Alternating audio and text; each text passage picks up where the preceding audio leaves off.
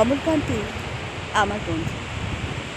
স্কুলে আমরা একসঙ্গে পড়তাম, রোজ দেরি করে ক্লাসে আসতাম, পড়া পারত না। শব্দরূপ জিজ্ঞেস করলে এমন অবাক হয়ে জানলার দিকে তাকিয়ে থাকতো যে দেখে ভারী কষ্ট হতো আমাদের। আমরা কেউ মাস্টার হতে চেয়েছিলাম, কেউ ডাক্তার, কেউ উকিল। অমলকান্তি সেসব কিছু হতে চায়।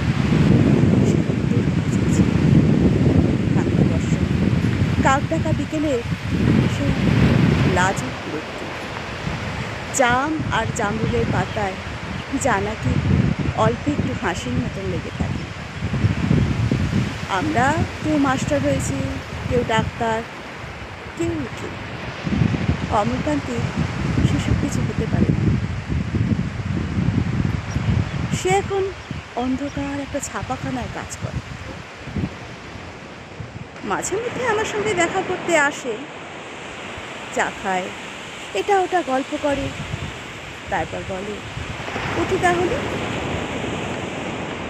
আমি ওকে দরজা পর্যন্ত এগিয়ে দিয়ে আসি।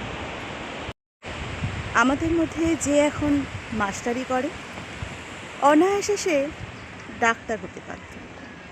যে ডাক্তার হতে চেয়েছিল, উকিল হলে তার এমন কিছু ক্ষতি হতো না।